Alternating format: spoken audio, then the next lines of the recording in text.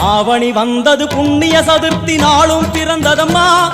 அதிகாலை முதலே மனையில் மங்கள மேளம் ஒலிக்குதம்மா. கஜமுகனின் வரவை காண குடும்பம் வாசலில் கூடுதம்மா. மாக்கோலம் இட்டொரு மனை மேல் வந்தான் ஆரத்தியாகுதம்மா. கணபதி ராஜா